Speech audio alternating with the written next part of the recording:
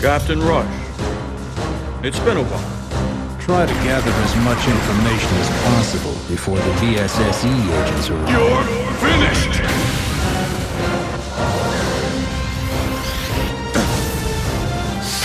William Rush. Giorgio Bruno. Evan Bernard. I look forward to working with you, Captain. Elizabeth Conway. Go, go!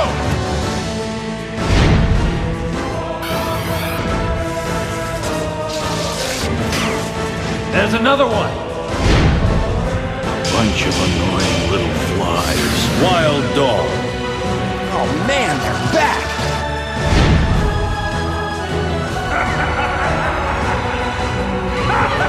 Gregory Barrows. Leave them to me.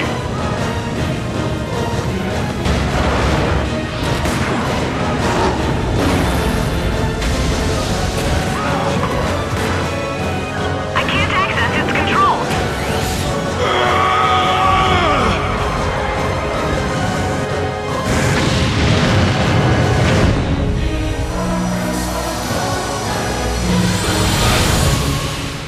Time Crisis 4.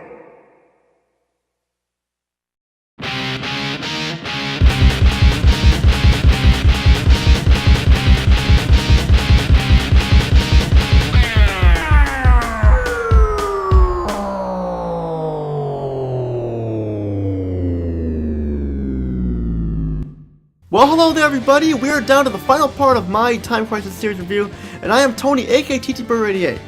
Last time, I took a look at Time Crisis 3 for the PlayStation 2, and gave it a perfect 10 out of 10, because everything about the game was done really well, especially the rescue mission, and it couldn't get any better than that. Today I will be looking at the first Time Crisis game to be released on the PlayStation 3, and in my opinion, this was the last true Time Crisis game to be released on the home consoles. That game is Time Crisis 4. On the PlayStation Edition 3, released in 2006 in the arcades, and then 1 year later on the PlayStation 3 in North America, and then a year after that in Europe. To start things off here, this was the 4th Time Crisis game I ever owned, and one of the first PlayStation 3 games I ever got as well, and since at the time I just got a PlayStation 3 for Christmas in 2007, Time Crisis 4 was on my must-buy list for games for that console. But unfortunately, Time Crisis 4 didn't receive the same love and care that Time Crisis 3 had due to some problems I have with it, and one new mode in the game that doesn't make anything better. Time Crisis 4 came with a new GunCon controller called the GunCon 3, and I'll show you guys it right now. Let's do this. And sadly, this GunCon controller here is just awful. First off, in order to even use this GunCon controller, you have to put these two sensors on top of your TV, and this is just strange because no other GunCon controller has done this before, but unfortunately the GunCon 3 does. And unfortunately I can't find the two sensors right now to show you guys, but if you don't believe me on this, go look it up. I'll tell you, you need those two sensors on top of your TV to use this GunCon 3 controller. Not only that, the setup here for the GunCon 3 is a complete mess. I mean, look, we got two buttons right here, a trigger, two more buttons right here, and a button right here. I mean, how many buttons could this thing ask for? I mean, I know they thought having two analog sticks would be helpful, but it doesn't. I mean, I'm right-handed, so this gun is easy for me to use. But imagine if you were left-handed. If they wanted to be smart, they could at least put the other analog stick on here as well for left-handed people. But unfortunately, those who are left-handed, you're gonna have a really hard time with this. This just looks like crap. And I like the GunCon controllers, but this one here just isn't so good. I mean, look at it. It feels kind of wonky and bulky and stuff. It's just not the best GunCon controller ever. Especially since there's 6 buttons on the thing. Don't you think that's enough of buttons and stuff? Normally, I would recommend using the GunCon controller, but over to the regular controller. But this GunCon controller here is so bulky. Like I said, you're better off using the regular controller instead. And that is the first instance for me where I recommend using the regular controller. But now let's talk about Time Crisis 4 itself. First off here, the story was kind of a letdown for me. The story doesn't take place on a fictional island or country like how it did in the past games, like how Time Crisis 1 took place in Sertia, Time Crisis 3 took place in Lucano and stuff like that. And here it just takes place in the United States. And now I don't have anything wrong with games having story take place in the United States, obviously, because that's where I'm from and stuff. I know a lot of games do that and stuff, which isn't a problem. But when it comes to Time Crisis, this is just weird in how they decided to have a real setting this time. But not only that, the story isn't even that interesting. The story starts off in California, where intelligence officials from both the US military and the V.S.S.E. learn about a top-secret weapon targeted for terrorists smuggling and their plans. William Rush, the captain of the U.S. Joint Intelligence Division, infiltrates a pier in California to gather more information and finds that the enemy has already acquired a secret weapon, which is codenamed Terabyte, which are small little insect-like parasites where their job is to take over the world. Two V.S.S.E. agents, Agent Giorgio Bruno from Italy and Evan Bernard from France, have been sent to investigate the situation with Captain Rush, who assists them on their mission. Little do they know that Wild Dog is assisting them and plotting something worse than they think. Hell, the characters in this story are flat and boring and have no character or personality to them. I mean, Captain William Rush is basically your gruff, run-of-the-gun tough leader, and Giorgio and Evan are like robots. They have no personality to them at all. They're just there and that's it. I mean, the only person who has character development to him is Wild Dog, but since we know what kind of character he is, it doesn't help the story much at all. Compare that to Time Crisis 3 storyline, it had characters that had personality and character development to them, especially Alicia Winston. Here it's like, what happened? They could have done a lot better than this. I mean, they really could have. I mean, why would they choose a generic storyline is beyond me. Graphically, Time Crisis 4 is a good looking game, but not the best looking game on the PlayStation, but it's still passable. The character models look great along with the backgrounds, even though they are a little generic at times, the backgrounds. Like, they have like an airport, a town, and stuff like that, and like a base and stuff. It's kind of generic stuff, but it's still passable. The cutscenes though look excellent, but the frame rate in the game is the main issue with the graphics. When you're playing in a standard TV or in standard resolution like 480p and stuff like that, the frame rate is fine. But on a flat screen TV where you put it in 1080p and stuff like that, the frame rate takes a dip every so often. It's like there are times where you won't notice the frame rate hitching up, but there are other times you will. I mean, it's not a game that's 100% stable, that's for sure. And I have to wonder why this game has these problems with the frame rate. No Time Crisis game that I've played in the past has had frame rate issues like this. I'm not sure about Crisis Zone or Raging Storm because I haven't played in playoffs much and don't have them anymore. But for sound, it's a mixed bag. The music is awesome. It's probably the best music ever in a Time Crisis game, and I feel like it fits the game really well. The voice acting this time caught, in my opinion, the Project Titan virus, where the voice acting is just bad and annoying. Like they sound bored with no emotion in them. I mean, the only good voice actor in this game is Christopher Sabat, who voices Captain William Rush, but I know he said he had no personality in his character, but his voice actor does a good job. I mean, he's probably better than Wild Dog, but because Wild Dog did have character development, but his voice actor was kind of bored, sounded bored. But here, even though he doesn't have any personality, he still tries his best, Christopher Sabat. So I give him props for that.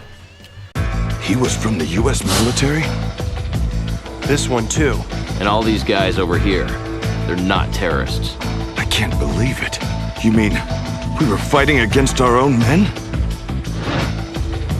Looks like we're gonna have to do some more investigation. Their next target is a military research facility that's holding a large amount of terabytes. We have to get there before them.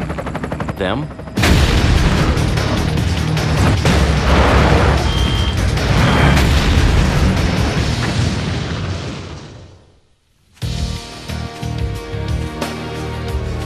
Beth, what's the shortest route to the research facility? Can you see a cave just ahead?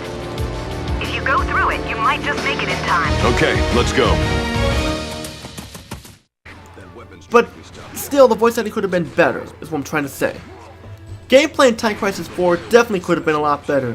You have two modes to choose from, which are Arcade Mode and Complete Mission, which I'll talk about separately. In the Arcade Mode, you play as either Giorgio Bruno or Evan Bernard, and for this mode I'm playing as Giorgio because he is the Player 1 character. In the Arcade Mode, it feels very similar to Time Crisis 3's Arcade Mode and stuff, and you have multiple weapons to choose from along with parts where you use a sniper rifle and a machine gun at times. The problem here is, this mode is way too easy. the challenge factor for the most part is gone, and it becomes a cakewalk, and there's like no challenge for the most part. Even if you aren't very good at these type of games, after a few tries, you can breeze through this game like no problem. Once again, there are only 3 stages in this mode, but you have a prologue like stage also, so we'll count that as 4. But this game feels shorter than Time Crisis 3 because the stages aren't even that long and aren't very challenging. There are some parts in this mode where you have to like defend barriers and stuff, like just like try and escape a collapsing sinkhole and stuff like that, like in parts of the levels and stuff, or like defend a truck and stuff. And this sounds interesting on paper, but even if you fail these, the game doesn't change except you lose a life, so you're pretty much not penalized for it at all. Now I will talk about the complete mission mode, which in my opinion is the worst part of Time Crisis 4. In this mode, you play as Captain William Rush, and he tries to stop the terrorists and such, and you're seeing what he's doing on his side of the story and stuff. The problem here is, this mode tries to blend in elements from a light gun shooter and a first-person shooter, and you end up with a mode that is really boring and pretty much kind of a mess. First off, Captain William Rush moves really slow. There's no sprint option here, so you're pretty much just chugging along, just like walking along, like you're walking on the beach and stuff like that, and just like he runs very slow. When you run out of ammo, you have to manually reload by pressing the square button, and you can't reload when you run out of ammo when you're clipped. And I seriously wonder why they did that, you know? I mean, no game has an option that's pretty much where you can't reload without pressing the reload button. Every first-person shooter gives you an option to reload as well when you run out of ammo when you press the shoot button. I mean, what were they thinking? And also, you can't even see the gun you're holding either. I mean, like you can see like the knife and the grenade you're holding, but you can't see the guns you're holding for some reason. I mean, I don't know why that is, but just a little weird. And not only that, the main problem with this mode is that it doesn't feel like a mode that would be in a Time Crisis game. It feels more like a generic first-person shooter with light gun elements in it. And you don't even have to beat this mode to see the problems. I mean, the levels are so long and boring, it's easy to get lost as well. I don't know how many levels there are in this mode, but I heard there's 5 of them. But my main question is, why couldn't they just make this mode like the rescue mission in Time Crisis 3? Because that mode was fun. Playing it as Alicia Winston, the first female character to use in the Time Crisis game, and you got to use a sniper rifle as well, and there was 14 missions in that mode, and that was long. Like I said, I heard there's only 5 levels, but like I said, I didn't even bother beating the first level because it was so boring. And that is a ripoff right there. Only 5 levels long, and yet an exclusive mode like this for a console, you expect it to be longer than this, especially when you compare it to the rescue mission mode from Time Crisis 3. And I know one of the complaints people had with this game is that there is no online play whatsoever. Me, I don't play online, so I'm fine with this. I don't care if there's no online play or not. I don't care, like I said. Besides that, there is nothing else to say about Time Crisis 4. I only consider it a fair game, an okay game, because of all the complaints and problems I had with it. There could have been so much more they could have done with this game and made it even better, and even made it better gun con control as well, because like I said, the gun con controller for this game, the gun con 3, is not very good. I'm sorry. If anyone likes this game, hey, that's more power to you, but this is just my opinion. And now it's time for my final rating on this game. Time Crisis 4 is a game that could have been better. I mean, the arcade mode feels like Time Crisis aside from the problems I mentioned, and I was expecting a lot out of this game. And unfortunately, because of this, I will only be giving this game a 6 out of 10. And I feel like it's the best score I can give it. It's nowhere near as bad as Time Crisis Project Titan, but still could have been better. And that's pretty much what I gotta say about this. And we did it, everyone! We got through the Time Crisis series. I know I said before, I didn't mention Time Crisis Crisis Zone and Time Crisis Raging Storm because they're spin-offs and such, but I already mentioned that I didn't like either of those games. Time Crisis Crisis Zone was basically a spin-off to the Time Crisis series, and it was mainly just called Crisis Zone, but they just slapped the name Time Crisis on it to make it to like sell well as a Time Crisis 3 and stuff like that. And it's a bad spin-off of that. Basically, it's nothing more than a game that takes place in the mall and stuff, and that's all I remember. I know you can like go to like 3 different places in the mall and stuff, and there's no Wild Dog. I mean, from what I saw, I could be wrong here, so don't quote me on this yet. I could not find Wild Dog in the game at all. So you make a game with a Time Crisis name on it, without Wild Dog. That's like making a Mortal Kombat game without Scorpion or Sub-Zero or Raiden or anything like that. And it's just, you don't do that, especially when the main antagonist has been every game up to that point and stuff. I mean, you don't do that. I mean, you might as well. That's like making Hybrid Dimension Neptunia without Neptune or Nepgear or any of the goddesses and stuff, and just making it based on a random character you don't even know and stuff. But I don't even own Time Crisis Zone anymore. But if I find a copy of it, I'll probably review it in the future. But don't hold me to that yet. And for Time Crisis Raging Storm, holy cow! What happened here? This game was so bad. It was basically a first-person shooter and a bad one with that. And it was basically kind of like the complete mission mode, except for this time in Raging Storm, it was the main part of the game. The main mode had no Lycan elements in it at all, and it was a huge snoo fest. Sure, it had the arcade version of Time Crisis 4, but I already own Time Crisis 4 right here, so I don't need to check it out again. And not only that, Time Crisis Raging Storm also had a game called Dead Storm Pirates, where you play as a pirate shooting skeletons. Yay, that's so much fun. I really want to buy a game full price just to shoot skeletons as a pirate. And this game, in my opinion, killed the Time Crisis series, thanks to the poor gameplay and lackluster content. Raging Storm I'm talking about. But we did have Time Crisis 5, but it was never released for the home consoles, so I have no opinion on it. But the future for Time Crisis, we'll have to wait and see. Hopefully they'll make a Time Crisis 6 and they release it for like the PS4 and stuff like that, and just make it fun. Make Time Crisis go back to its roots of Time Crisis 2, 3, and stuff like that. And heck, I would even recommend playing Time Crisis 4 over Raging Storm and Crisis Zone any day, because at least this feels like a Time Crisis game. Well, a little bit, not much, but it's still much better than Raging Storm. I'll say that much. That's pretty much all I gotta say. This is Tony, aka TTBurger88. Peace out and have a great day. And thank you for watching my Time Crisis series review. Stay tuned for more videos here on TTBurger88. Captain Rush. It's been a while. Yes, it has, Lieutenant General Garfield. Brigadier General Maxwell. Let's get right down to business, Captain. We need you to investigate a terrorist organization. Which one, sir? It's a group based in Europe called WOLF, Western Order Liberation Front. This is going to be one hell of a mission. They'll do whatever it takes to complete their objectives. According to our intelligence reports, WOLF is after one of our top secret military weapons. The investigation results show that the information obtained is reliable, but we can't discern which weapon they're after or who their contact is.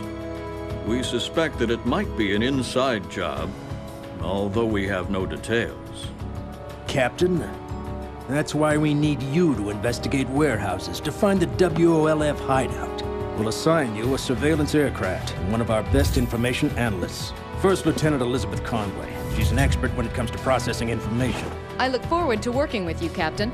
The surveillance craft is able to command our entire military. Of course, I'll also be on board to issue commands. One other thing. Apparently the EU has already decided to send 2 V.S.S.E agents over here. They're scheduled to arrive at the airport this afternoon. They'll be working with you on this mission. Try to gather as much information as possible before the V.S.S.E agents arrive. Yes, sir.